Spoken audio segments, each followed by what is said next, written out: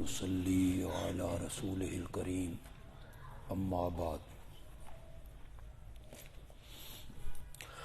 کل کے سبق میں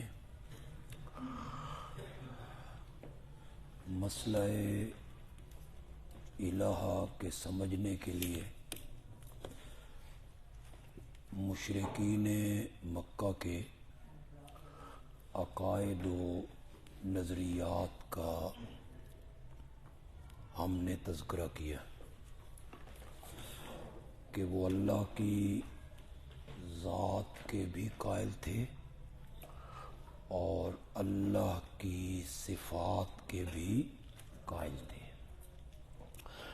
وہ اللہ کو پکارتے بھی تھے اور مصائب میں خاص کر کے کشتیوں میں جب وہ گرداب میں آتے تو خالص اللہ کی پکار کیا کرتے تھے۔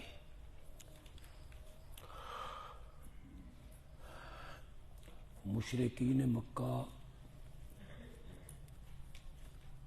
اعمال کے لحاظ سے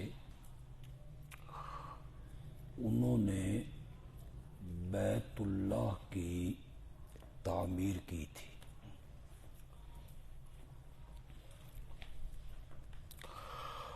حاجیوں کو وہ ستو پلایا کرتے اور بیت اللہ آنے والے لوگوں کی خدمت کرتے تھے۔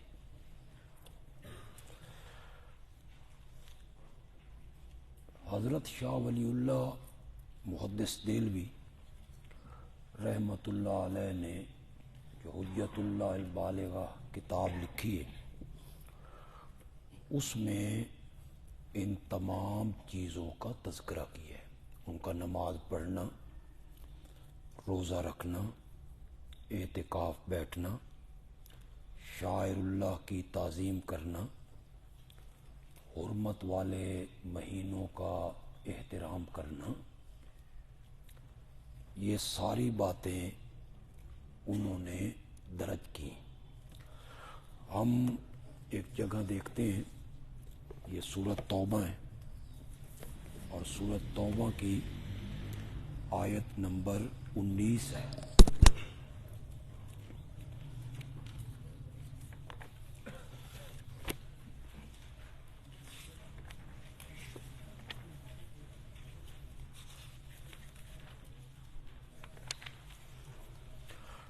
صفحہ نمبر ہے 172۔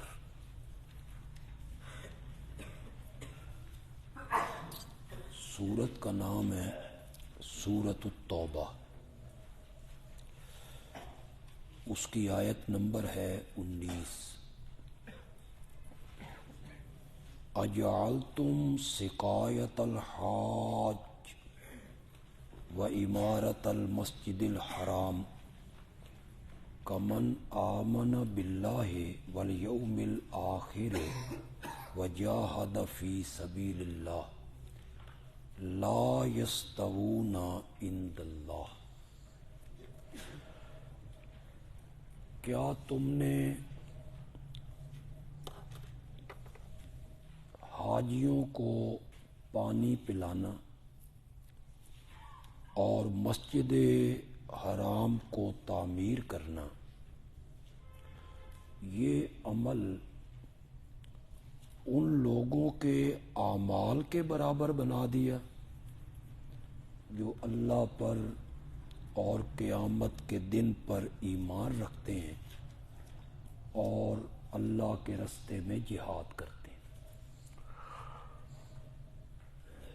اللہ نے یہاں مشرکین مکہ کے دو عملوں کا ذکر کیا، حاجیوں کو ستو پلانا اور بیت اللہ کی تعمیر کرنا۔ بیت اللہ کی تعمیر میں ایک نمایاں بات جو مشرکین مکہ کے عمل سے سامنے آئی وہ یہ ہے کہ انہوں نے بیت اللہ کی تعمیر کے لیے جو چندے کی اپیل کی، اس میں انہوں نے شرط لگائی کہ حلال کی کمائی میں سے خرچ کرنا، حرام کی کمائی ہم بیت اللہ کی تعمیر پہ نہیں لگانا چاہتے۔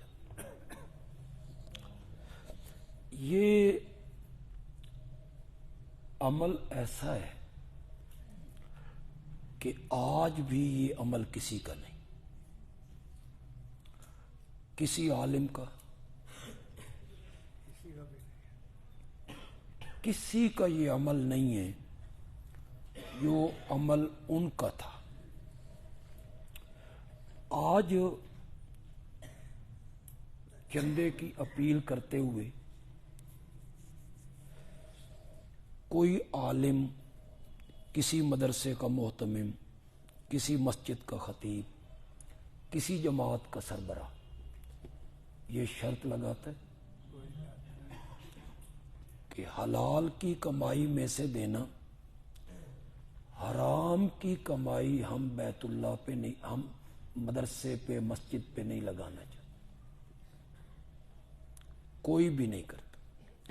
ہم تو اس لحاظ سے اتنے گئے گزرے کہ کوئی ذخیرہ اندوز، سود خور، بلیک میلر، مالدار سال کے بعد آ کے 10-15 ہزار روپے دے تو ہم رسید اس کے ہاتھ میں تھماتے ہوئے جزاک اللہ احسن الجزا و اطیب الجزا، بے اور حرام کھادا کر۔ آج تو ہماری حالت یہ ہے، سب کی، سب ایسے ہیں، میں کسی کو نشانہ نہیں بنا رہا، سب ایسے ہیں۔ تو یہ جو انہوں نے اپیل کی مشرکین مکہ نے کہ حلال کی کمائی میں سے دینا، حرام کا پیسہ ہم بیت اللہ کی تعمیر پہ نہیں لگانا چاہتے، یہ کس سے ڈر کے کر رہے ہیں؟ اتنا خوف خدا، اور اگر گستاخی نہ ہو تو اتنا تقوی، حد ہو گئی۔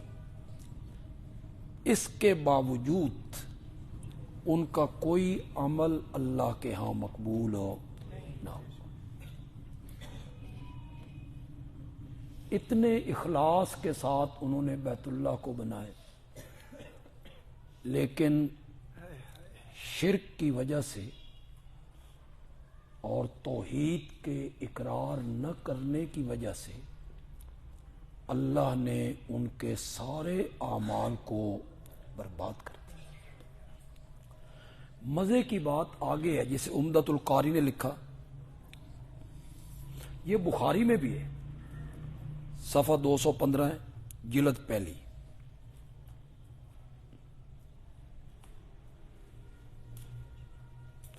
اور یہ جو میں نے پہلے ذکر کیا، یہ عمدۃ القاری میں صفحہ 219 جلد 9،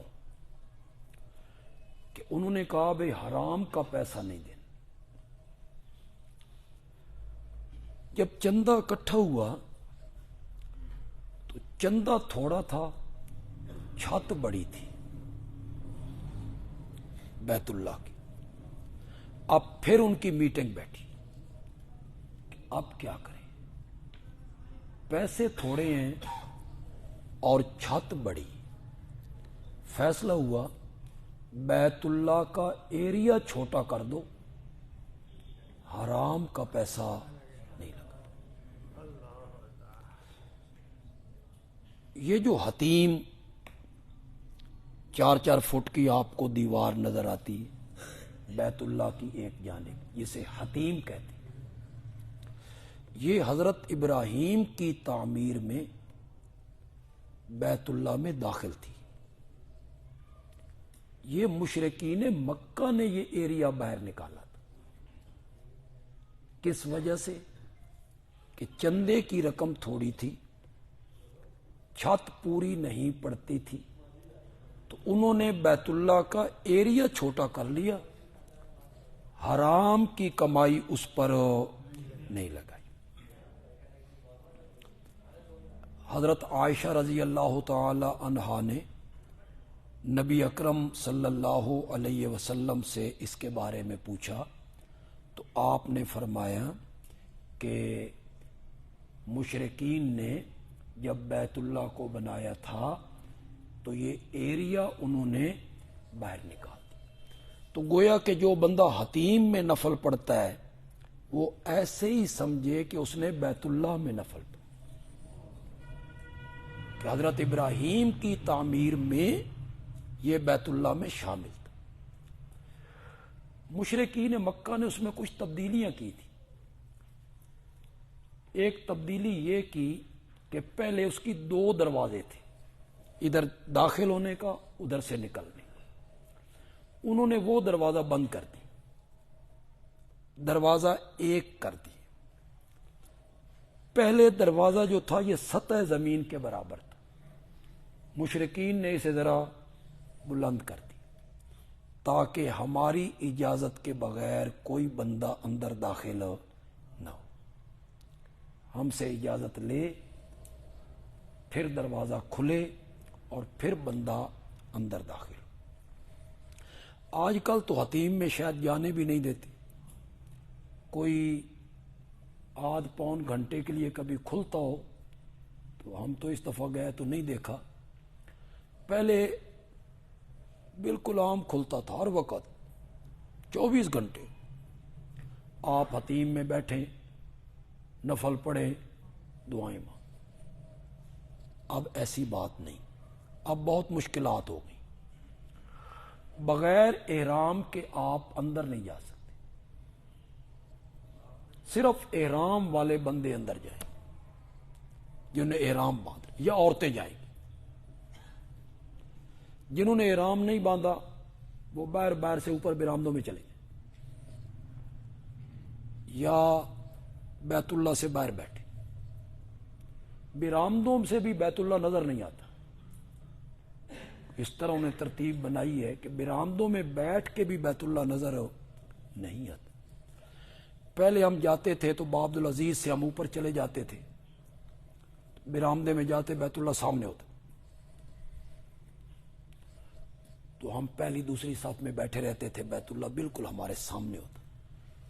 تو اس دفعہ یہ محسوس ہوا کہ بڑی پابندیاں کرونا کی وجہ سے لگیں تو پھر اب تک موجود ہیں۔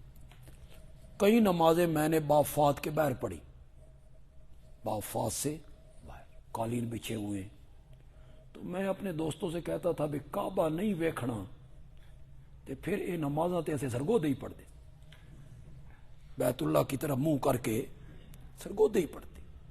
تو یہاں بھی بیت اللہ نظر نہ آئے تو پھر مکے میں بندہ ہو اور وہاں پہنچ کے بھی بیت اللہ نظر نہ آئے تو بڑا عجیب سا لگتا ہے، دکھ سا لگتا ہے بندے کو۔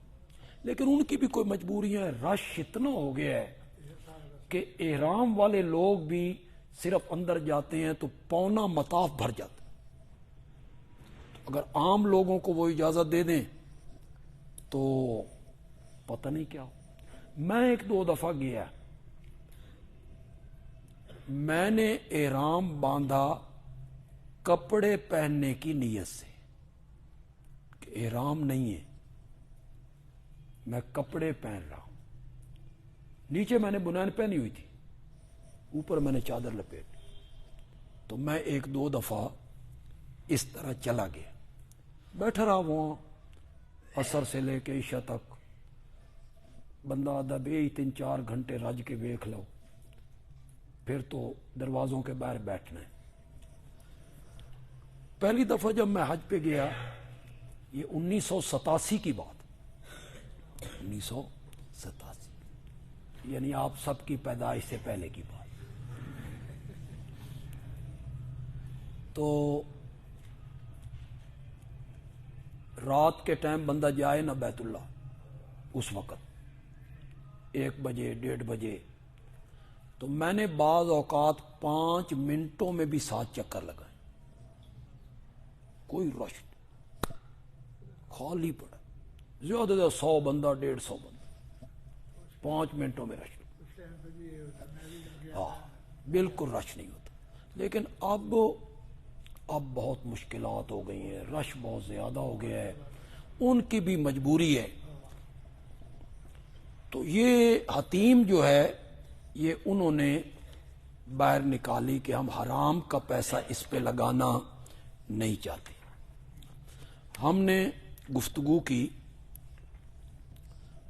مشرکین مکہ کے عقائد پر کہ وہ اللہ کو بھی مانتے تھے، اللہ کو رازق، خالق، مالک، محیی، ممیت، مدبر، بارش برسانے والا، سورج چاند کا نظام چلانے والا، بادلوں کو ہانک کے لانے والا، پناہ دینے والا، یہ ساری باتیں مشرکین مکہ مانتے تھے۔ اختلاف تھا مسئلہ الہ میں۔ نبی اکرم صلی اللہ علیہ وسلم اور مشرکین مکہ کے مابین جو بنیادی اختلاف تھا وہ مسئلہ الہ میں تھا، اللہ کی صفات میں نہیں تھا، نہ اللہ کی ذات میں تھا۔ اختلاف کس میں تھا؟ مسئلہ الہ میں۔ میرے نبی کہتے تھے اللہ ہی الہ ہے، مشرکین کہتے تھے اللہ بھی الہ ہے،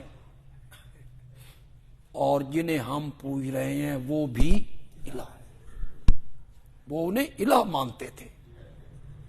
یہ اختلاف تھا۔ آپ کی دعوت تھی لا الہ الا اللہ،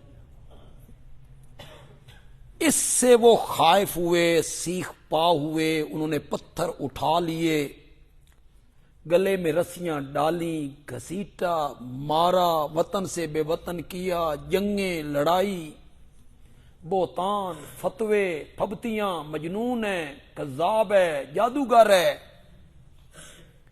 یہ ساری باتیں کس وجہ سے ہوئیں؟ جب میرے آقا نے کہا قولوا لا الہ الا اللہ۔ شاید اس سے پہلے میں نے ذکر کیا پہلے درس میں کہ لا الہ الا اللہ، اس میں تو کہیں نہیں ہے کہ وہ 360 جو بیت اللہ میں رکھے ہوئے ہیں وہ تمہاری پکارے نہیں سنتے۔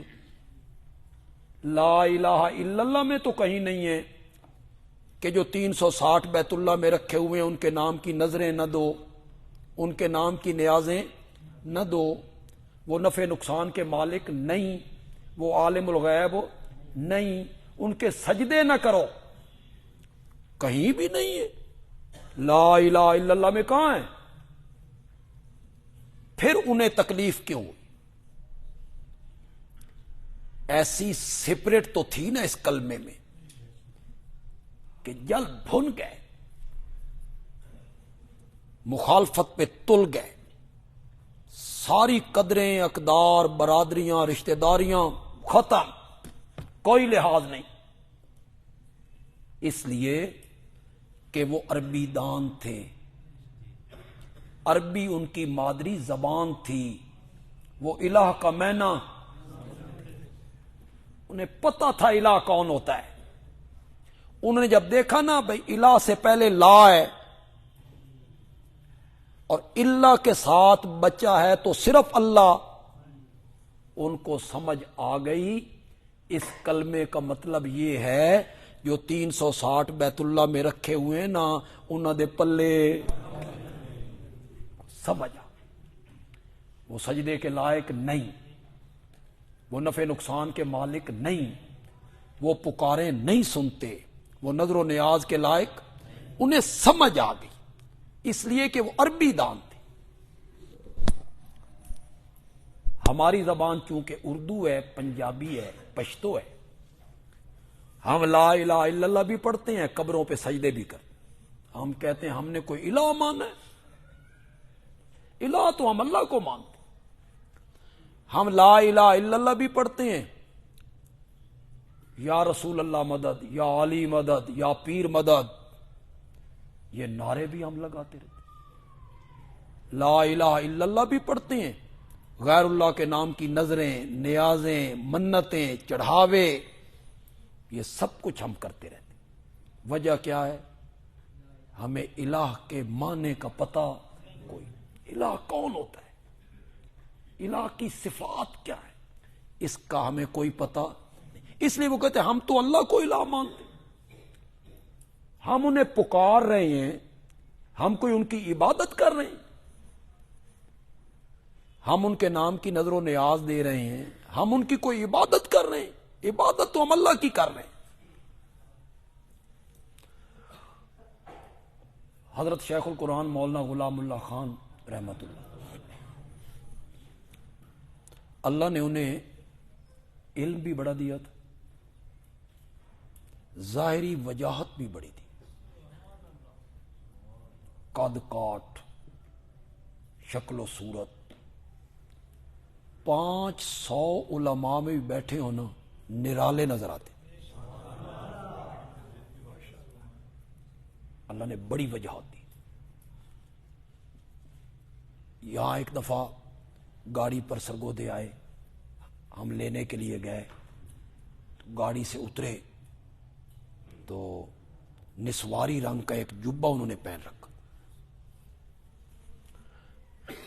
پلیٹ فارم پہ جتنے لوگ تھے وہ کھڑے ہو گئے، ایک دوسرے سے پوچھنے لگے یہ کون ہے؟ اتنی اللہ نے انہیں روب اور وجاہت عطا کی، بہادری زبردست، کوئی لحاظ نہیں کسی کا کرنا ہونا۔ مسئلہ توحید اسی طرح بیان کیا جس طرح انبیاء کیا کرتے، اس میں کوئی شک نہیں، کرتے ہم بھی ہیں ولا ولو کے، نو وہ کہتے تھے جس علاقے میں جاؤ نا، جس گاؤں اور شہر میں جاؤ نا، جو بابا وہاں پوجا جا رہا ہے نا،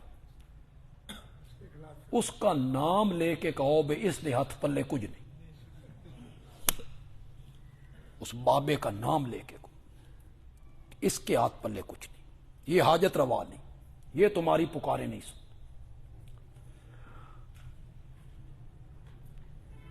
پتھر چلے، استرے چلے، پشاور حملہ ہوا، گلے پہ استرا چلایا گیا، 6 انچ کا کٹ لگا، 6 انچ کا کٹ، لیکن کوئی فرق نہیں آیا اس توحید کے سنانے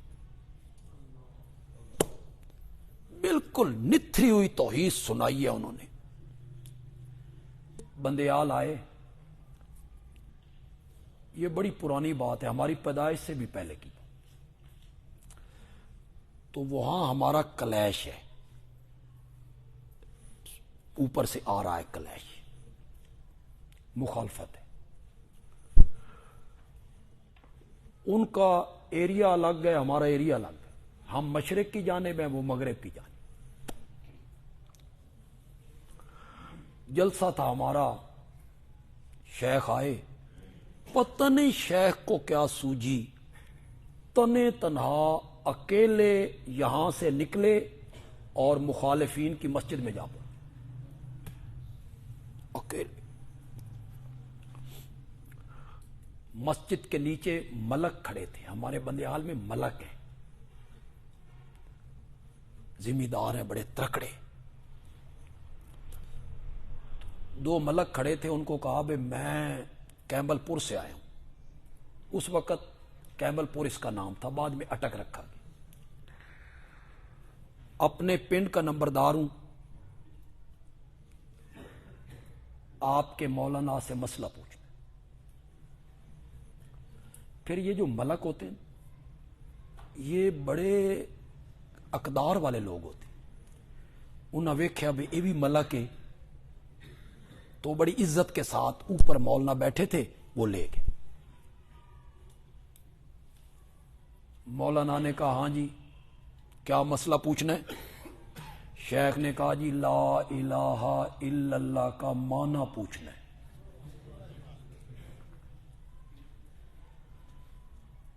انہوں نے کہا تو ایڈا بڑا ہو گیا تین والے کلمے دا معنی نہیں آتا؟ شیخ نے کہا جی ساری زندگی حلوہ نے جی، زمین چ رہے ہوں، کسی دسیا بھی نہیں، آج اس علاقے میں ایک کام آیا تھا تو میں نے کہا چلو آپ سے پوچھتے۔ اس نے کہا نہیں کوئی معبود مگر اللہ۔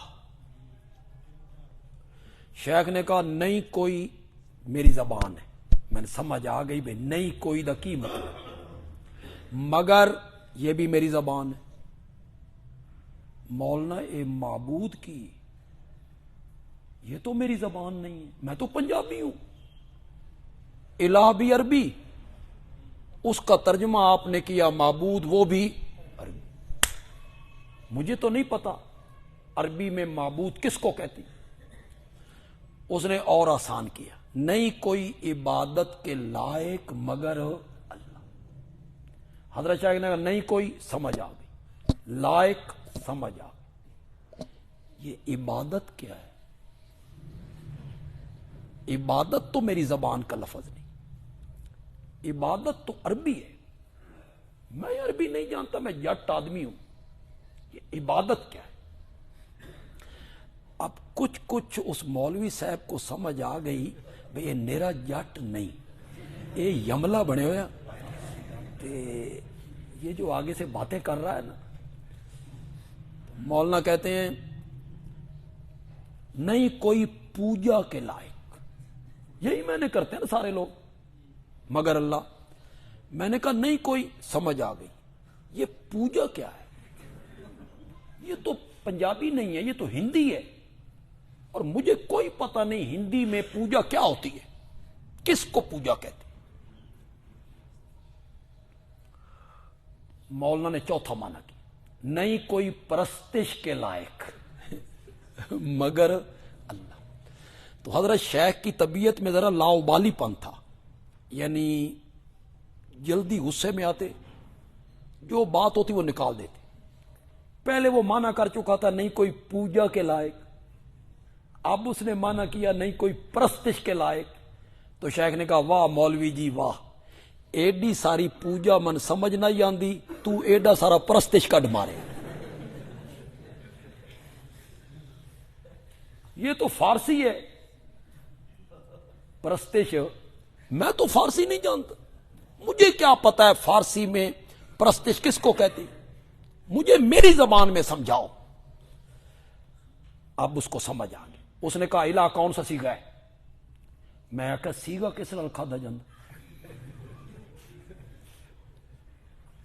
اس آخیا تو یملا نہ بن، تو کدائی مولوی غلام خان تے نہیں۔ اس کو پتا تھا نا بھائی جلسہ ہے آج ان کا اور پنڈی سے وہ آ رہے ہیں۔ شیخ نے کہا تو اس کو چھوڑ کے میں کون ہوں، مجھے الہ کا میں نہ بتا۔ اس نے طلبہ کو اشارہ کیا بضرب یضرب ضربا۔ شیخ نے کہا مولوی صاحب گل سن، یہ مار کے سمجھانا ہی نا تو من سمجھ آ گئی، تے جو انج سمجھانا ہی نا تے من کک سمجھ نہیں آئی۔ ادھر والد صاحب کو پتا چلا، انہوں نے اپنے ملک بھیجے، بڑی مشکل سے وہاں شیخ کو نکال کے نا وہ ہمارے ملک لے آئے۔ تو میرے والد صاحب اور شیخ بڑے بے تکلف دوست تھے، یعنی بہت بے تکلف۔ تو والد صاحب تھوڑے سے ناراض ہوئے، آپ کیوں گئے؟ کوئی نقصان ہو جاتا، آپ کو کچھ ہو جاتا، کون ذمہ دار تھا؟ تو والد صاحب نے کہا کوئی فائدہ ہویا جاندا؟ تو شیخ کہتے ہیں مولانا دو ملکاں دے پیراں تلوں میں زمین کڈ آئے، میں باہر نکل رہا تھا اور وہ ملک مولوی صاحب کو کہہ رہے تھے کہ کچھ شک سانوی پہ گیا، کچھ شک سانوی پہ گیا۔ تو الہ تو عربی کا لفظ ہے، اس کا معنی معبود کیا وہ عربی، اس کا معنی عبادت کیا وہ عربی، اس کا معنی پوجا کیا وہ ہندی، اس کا معنی پرستش کیا وہ فارسی، اور ہم کیا ہیں؟ ہمیں تو ہماری زبان میں سمجھایا جائے نا بے الہ کون ہوتا ہے. تو اصل اختلاف جو تھا آپ کے اور مشرکین مکہ کے درمیان وہ اللہ کی ذات میں، اللہ کی صفات میں نہیں تھا. اختلاف اس میں تھا کہ میرے آقا کہتے تھے اللہ ہی الہ ہے، اور مشرکین کہتے تھے نہیں، اللہ بھی اور اللہ کے سوا اور بھی. چلو ایک جگہ دیکھتے ہیں، سورۃ صافات میں چلتے ہیں جی.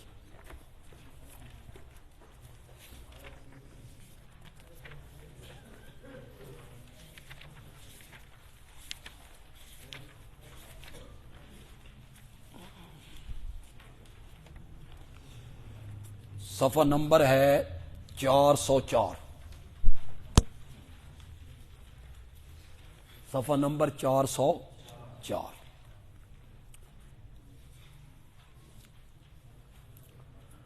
سورۃ صافات، آیت نمبر ہے 35.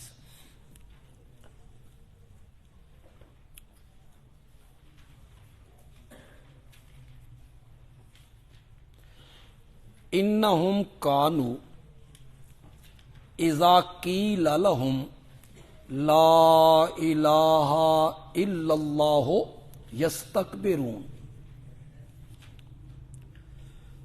وہ مشرکین کیا تھے کہ جب ان سے کہا جاتا کہ اللہ کے سوا الہ کوئی نہیں، یستکبرون، تو وہ تکبر کرتے، انکار کرتے. وَيَقُولُونَ، اور وہ کہتے اِنَّا لَتَارِكُو آلِهَتِنَا. اس پہ ذرا غور کیجیے، جھگڑا اس میں. وہ کہتے اِنَّا لَتَارِكُو آلِهَتِنَا، کیا ہم چھوڑنے والے ہیں اپنے الہوں کو، لِشَاعِرٍ مجنون، اس شاعر اور مجنون کے کہنے پر. یہ تو شاعر ہے، یہ مجنون ہے، اس کے کہنے پر ہم اپنے الہوں کو چھوڑنے والے. تو اختلاف کس میں؟ آپ کہتے تھے لا الہ الا اللہ، وہ کہتے تھے نہیں، آپ کے کہنے پہ ہم اپنے الہوں کو چھوڑنے والے نہیں ہیں. تھوڑا سا آگے چلیں، سورۃ صاد ہے، اس کی آیت نمبر 4 ہے.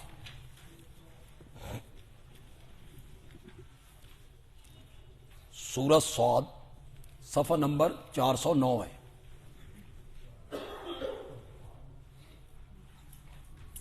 سورۃ صاد آیت نمبر 4.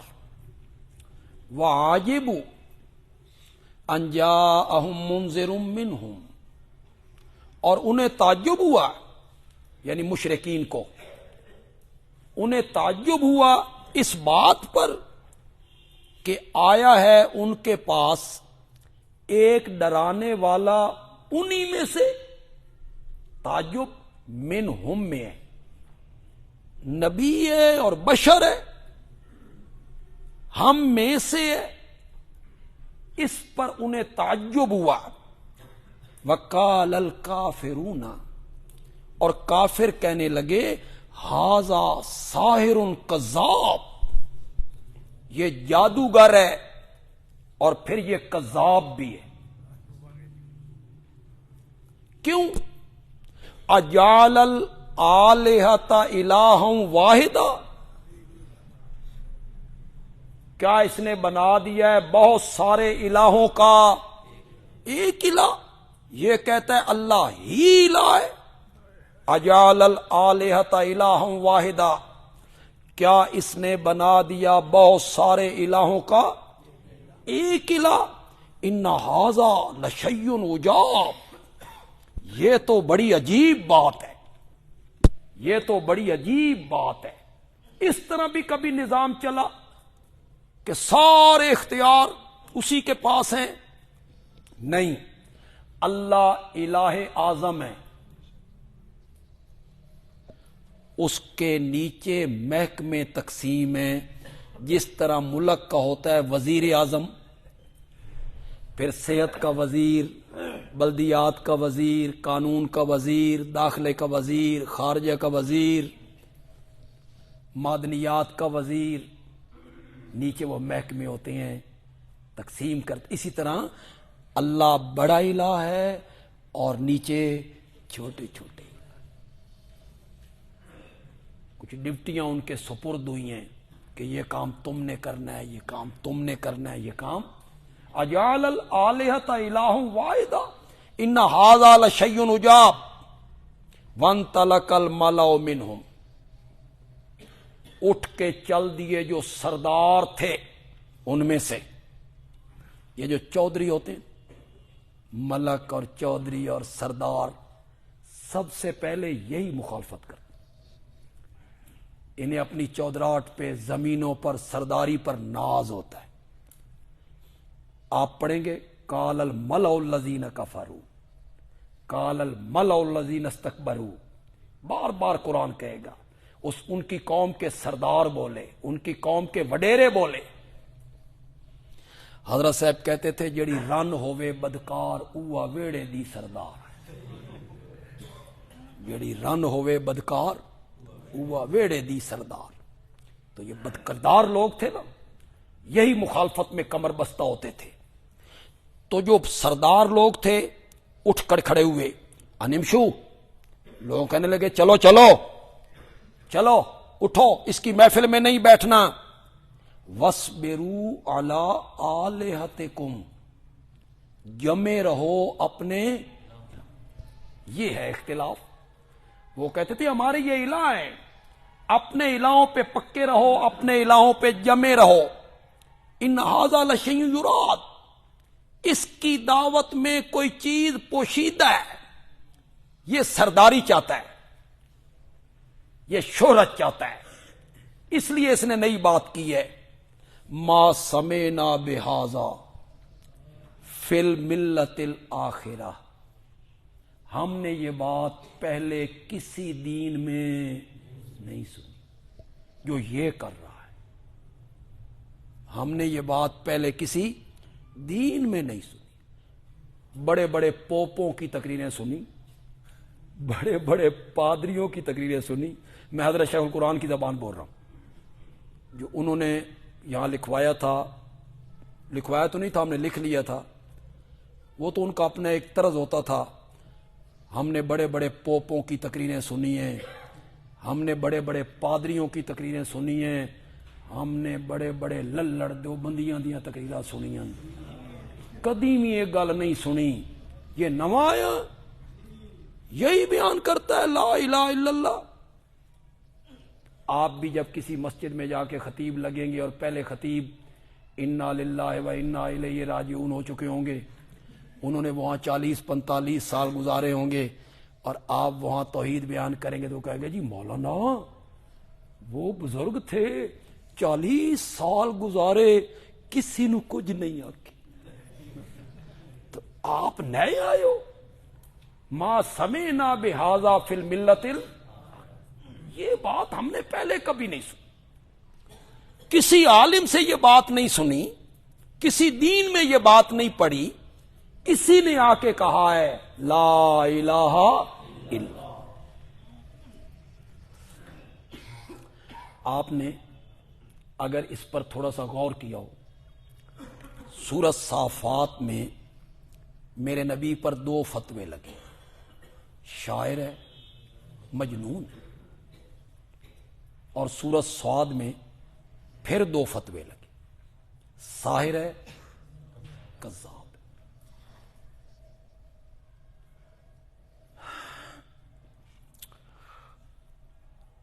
ہمارے ساتھ ابھی تک یہ کچھ نہیں ہوا، ہمارے ساتھ تو یہ کچھ نہیں ہوا جو امام الانبیاء کے ساتھ. ہم کبھی باہر نکلے ہوں اور کسی بندے نے ہمیں کہا ہو اور جھوٹے، نہیں ہوا. ہم کبھی باہر نکلے ہوں کسی بندے نے ہمیں دیکھ کہا او پاگل. امام الانبیاء کو یہ بھی کہا. مجھے کوئی کذاب کہے، میں گناہگار آدمی، گناہگار آدمی، یہاں کذاب اس ہستی کو کہا جا رہا ہے جس کے ساتھ دینے والوں کو قرآن کہتا ہے اولئک ھم الصادقون، کہ جو لوگ اس کے ساتھی ہیں نا وہ سارے صادق ہیں۔ اتنی عظیم ہستی، لیکن یہاں اس ہستی کو کذاب کہا جا رہا ہے، مجنون کہا جا رہا ہے۔ ہمارے سر میں کسی نے گند نہیں ڈالا، ہمارے راستے میں کسی نے کانٹے نہیں بچھائے، ہمیں بازار میں کسی نے پتھر مار مار کے بے ہوش نہیں کی۔ جب بھی اس رستے میں مصائب آئیں، میری یہ بات گرہ میں باندھ لیں، دل پہ لکھ لیں، جب بھی توحید سنانے کی وجہ سے مشکلات آئیں، پریشانیاں آئیں، غم آئیں، نبی پاک کی تکلیفوں کو یاد کر لیں، سارے غم بھول جائیں کہ میرے ساتھ تو ہوا ہی کچھ نہیں۔ ان کے ساتھ جو معصوم عن الخطا والعصیان ہیں، ان کے ساتھ یہ سب کچھ ہوا، بیٹیوں تک کو نیزے مارے گئے، وطن سے نکالا گیا، قتل کی تدبیریں ہوئیں، گھر کا گھیراؤ کر لیا گیا، مار دیں گے، چچا کے جسم کے 12 ٹکڑے کر دیے، مسلح کر دیا۔ اگر اس منصب پہ رہنا ہے، اگر توحید بیان کرنی ہے، پھر یہ سب کچھ سہنا ہے۔ یہ نہ سمجھیے لوگ آپ کے ہاتھ چومیں گے، نو، ہاتھ چومنے کا طریقہ میں بتاتا ہوں، بڑے چومیں گے لوگ آپ کے ہاتھ۔ آپ جہاں جائیں، جس مسجد میں خطیب بنے، آپ وہاں اعلان کروائیں ہفتہ وار مجلس ذکر ہوگی، جمعے کے دن سب مغرب کے بعد آ جاؤ، درس قرآن نہ مجلس ذکر، لوگ آئیں گے۔ جب لوگ آئیں تو اس کا ایک طریقہ ہے، دروازے بند کر دو، بجلی بھی بند کر،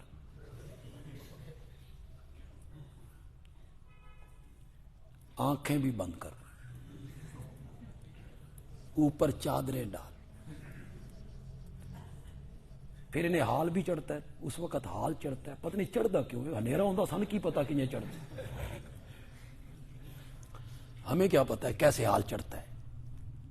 بیٹھ جاؤ، شروع کر دو لا الہ الا اللہ، اور لوگوں ضرب لگ رہی، ضرب، یہاں ہم ضرب لگا رہے ہیں، لا الہ الا کرو، لوگ ہاتھ بھی چومیں گے، گھٹنوں کو ہاتھ بھی لگائیں گے، حضرت جی بھی کہیں گے، پیسے بھی ملیں، جیب میں لوگ پیسے ڈالیں گے، باہر نکلو گے تو حضرت جی حضرت جی حضرت جی، لیکن جڑا شکنجا پھر مرن تو بعد اللہ چاڑنا نا، یہ ہر شے بھول جانی۔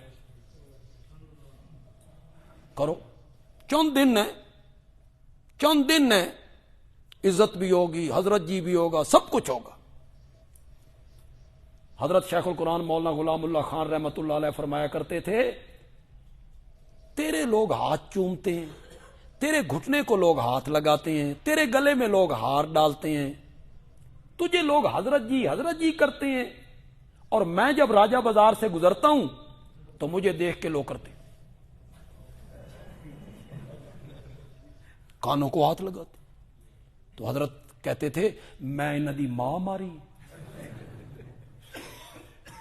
کہ تیرے گھٹنے کو ہاتھ لگاتے ہیں، چومتے ہیں، اور میں نکلتا ہوں تو لوگ کانوں کو ہاتھ لگاتے ہیں، بے غلام اللہ تو بچ کے رہنا۔ اب ذرا جملہ سنو شیخ کا اور سرور لو۔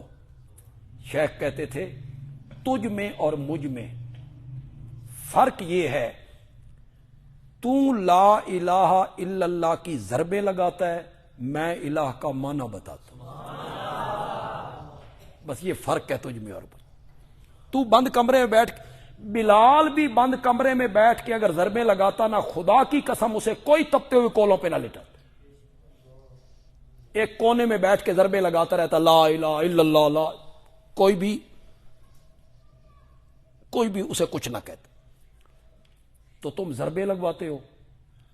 ہم اشاعت و توحید والے الہ کا معنی بتاتے. الہ کون ہوتا ہے؟ اختلاف اصل اس چیز میں تھا. سمجھ آ گئی آپ کو؟ آج چونکہ میں نے ایک کام کے سلسلے میں جانا ہے، میری تھوڑی سی مصروفیات بھی ہیں، اس کے علاوہ بھی زور کے بعد مجھے جانا پڑ گیا، اب پھر مجھے جانا پڑ گیا.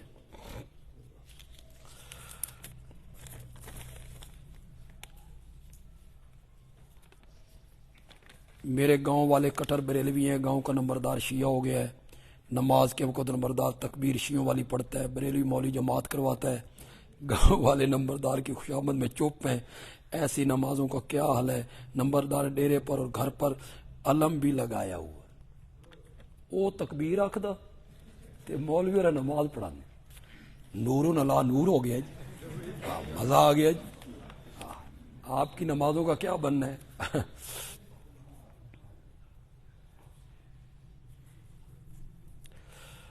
نور انوار میں پڑھا تھا کہ خبر متواتر و مشہور سے کتاب اللہ پر زیادتی جائز ہے. کچھ لوگ قائل ہوں گے اس کے، حضرت صاحب اس کے قائل نہیں ہیں جی. مولانا سرفراز خان صاحب صفدر کی یہ بات کہ یستفتحون کا جو میں نے آج ذکر کیا تھا کہ بحق محمد سے وہ دعا مانگتے تھے، یہ کہتے ہیں روح المعانی میں موجود ہے. مجھے پتہ ہے کہ انہوں نے روح المعانی کا حوالہ دیے. روح المعانی تو 11ویں صدی کا عالم.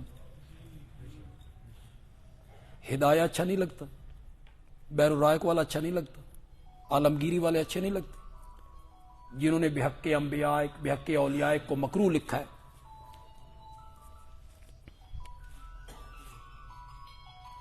یہ کہتے ہیں کچھ دنوں کے بعد ان کا ایک ٹیسٹ ہے، ان کے لیے دعا کریں اللہ انہیں کامیابیاں عطا فرمائے.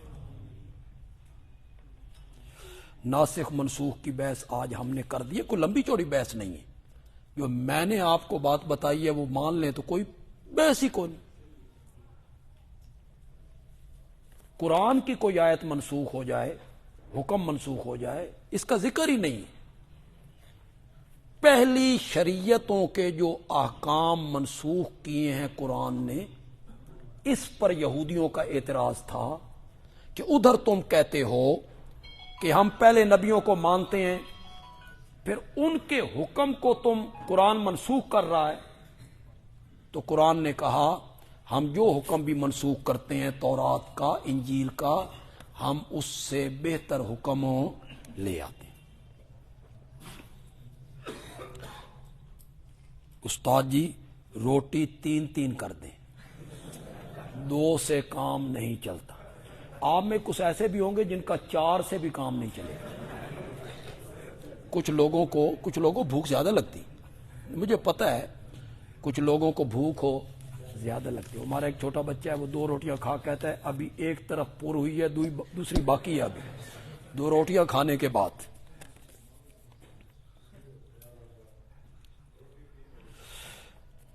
مشرک شخص کے پیچھے نماز نہیں ہوتی، بتی شخص کو بھی امام نہیں بنایا جاتا.